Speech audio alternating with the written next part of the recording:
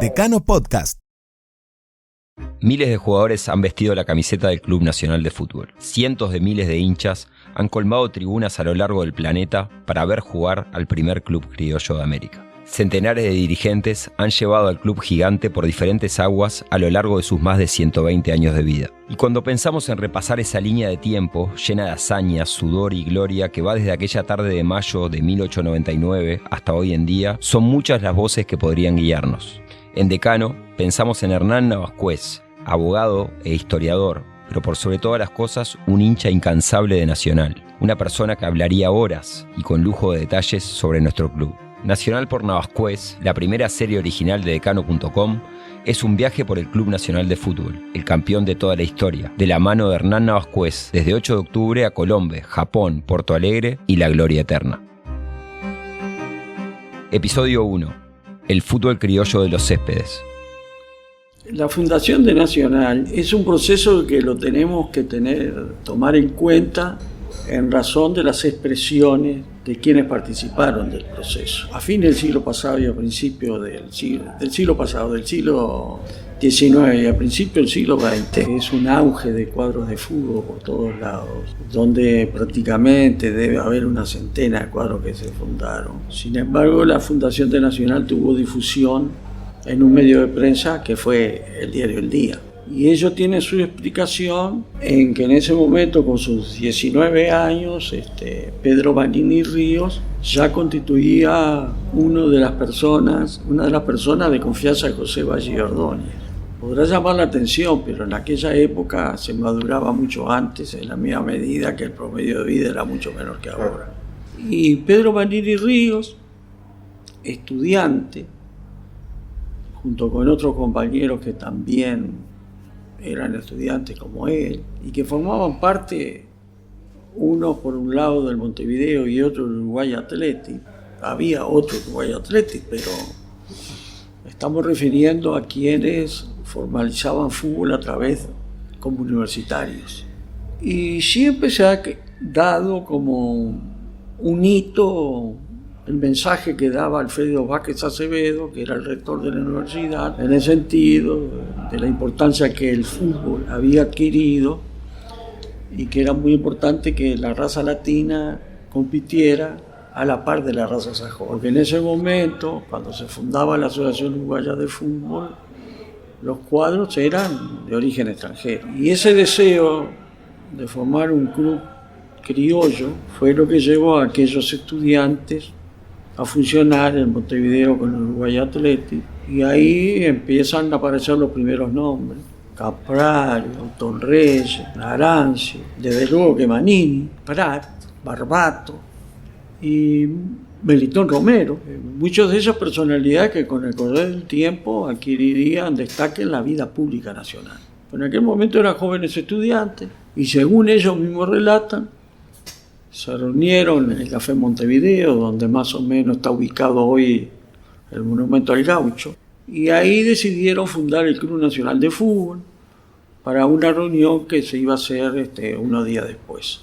Esa reunión no se labró acta, que es una de las cosas que se quiere señalar como un cuestionamiento, sobre todo desde el punto de vista de nuestro rival tradicional, que seguramente, acuciado por la campaña que hizo Nacional por el decanato, busca una serie de argumentos, entre ellos Nacional no se firmó acta. Ese hecho de que no haya acta ha llevado a alguna especulación más que nada moderna, sobre todo por parte de Atilio Garrido, quien para mí es sin duda el historiador más importante que en los últimos tiempos ha tenido el fútbol uruguayo. Examina documentos y hace todo razonamiento en función de la época. No hay duda que si el primer partido nacional es de fecha 29 de junio, que es la fecha que Garrido la considera en determinado sentido como que verdaderamente sería la fecha de fundación de Nacional, entre el 14 de mayo y el 29 de junio, que transcurre un mes y medio, yo no le encuentro lógico a que quienes fundaban la Nacional hayan inventado una fecha. Por algo dijeron que fue el 14 de mayo.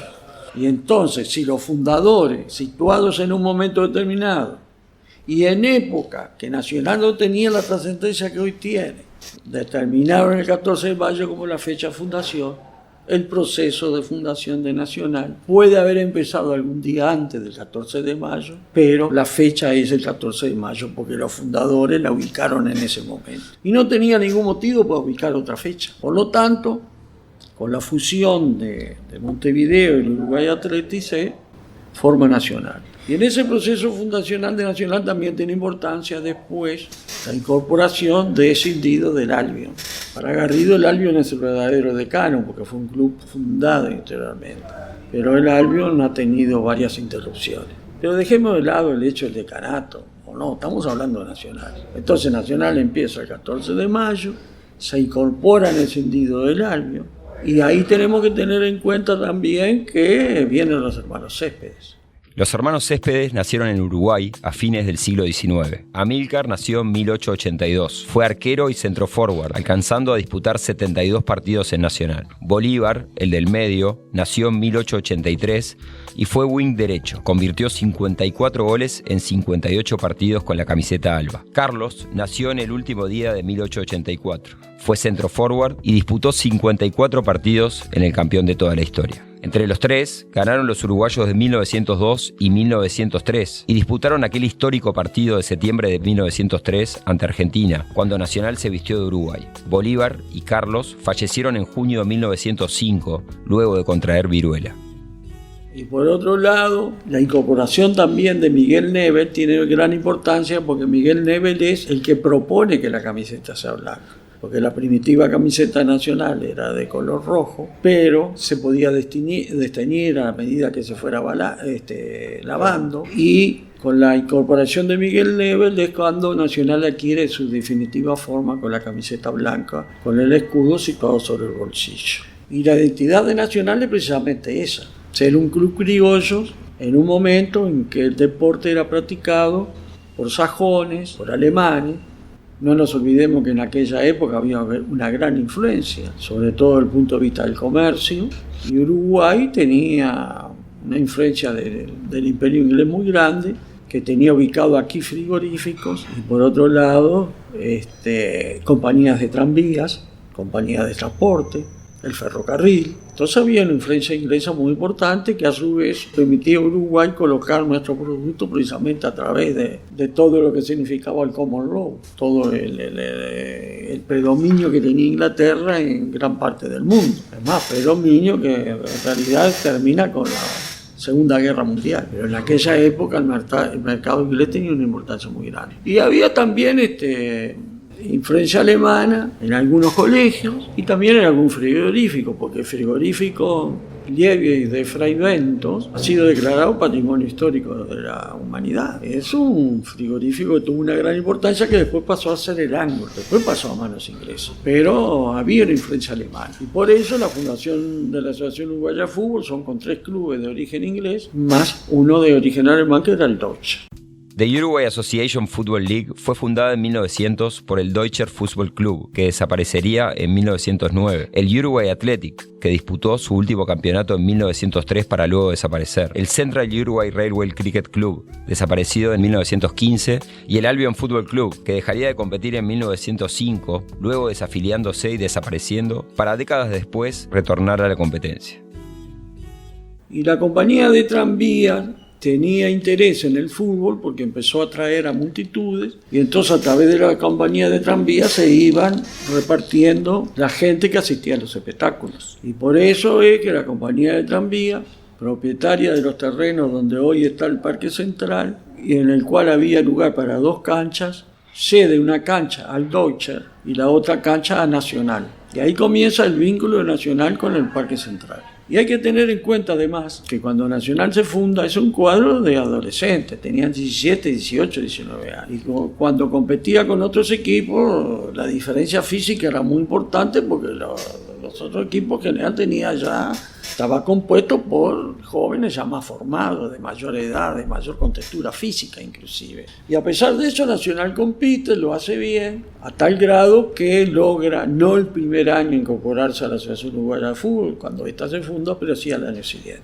Y con la incorporación de los Céspedes adquiere una gran un gran poderío deportivo. Con los Céspedes podemos señalar que se inicia el fútbol criollo, agregado desde luego a otros jugadores, pero los Céspedes fueron los elementos fundamentales.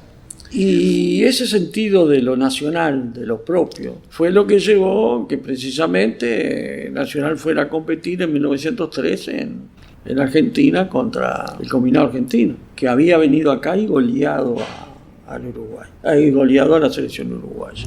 He de señalar también que esa gran confluencia con el fútbol argentino y esa competencia está vinculado también al hecho de intereses comunes y a través del Imperio Inglés, porque había una conexión a tal grado que muchos de los ingleses que iban primero a Buenos Aires en la compañía inglesa después se trasladaban al Uruguay. Entre ellos, por ejemplo, en el CUR es la presencia de John Harley, que comienza en Buenos Aires y después viene la compañía ferrocarrilera del Uruguay. Y ese triunfo de Nacional en 1903 adquiere, a mi manera de ver, una importancia muy grande para darle popularidad a Nacional en todo el país. Porque esa conquista de Uruguay, representado exclusivamente por Nacional, se difunde, y lo curioso es que se difunde a través del ferrocarril, que era lo que llevaban los periódicos, los diarios. Había muchos diarios en Montevideo en aquella época, muchos. Y se difunde la noticia y Nacional se hace popular en el interior a tal grado que al poco tiempo empiezan a aparecer clubes Nacional también en el interior. Entonces, esos 10 años, esa década del 10, tiene gran importancia por la popularidad que adquiere Nacional, popularidad que indudablemente es el hecho de que era el club criollo, popularidad por el juego desplegado, sobre todo con la incorporación de los Céspedes. Y sin perjuicio de ello hay un periodo de cierta decadencia deportiva que coincide con la muerte de los hermanos Céspedes y en el cual el Bristol, por ejemplo, empieza a adquirir importancia y también el River Plate. Hay otros clubes que quieren importancia, pero importancia deportiva, pero desde el punto de vista popular no. En ese proceso de esos primeros 10 años, Nacional se consolida más que deportivamente, se consolida sobre todo institucionalmente, porque es el primer club que saca la personería jurídica. Los demás tenían estatuto, pero no habían obtenido personería jurídica. Nacional obtiene la personería jurídica y tiene una gran popularidad de convocatoria. A tal grado que hay un episodio clave que es la crisis del 11, porque ese club de criollos estaba formado fundamentalmente a través de universitarios. Y cuando se empiezan a incorporar elementos de otras clases sociales, sobre todo de clases de más bajo nivel, trajo aparejado una crisis en el año 11 por la reticencia de algunos de aquellos componentes a que Nacional abriera de tal forma su institución para abarcar a todo el pueblo en general. Y esa crisis es superada bajo la presidencia de José María Delgado, que fue en cierto sentido un hombre providencial, cual logró cerrar las heridas, y en la década del 10 Nacional gana casi todas las copas, la mayoría de las copas del campeonato uruguayo, pero también gana las copas rioplatenses. Los uruguayos habían pisado firme en la cancha con un mensaje claro: venimos a reclamar lo nuestro. Lo hacían bajo la bandera inspirada en los colores de José Gervasio Artigas y con unas camisas blancas que en el pecho llevaban bordado con orgullo el escudo del Club Nacional de Fútbol.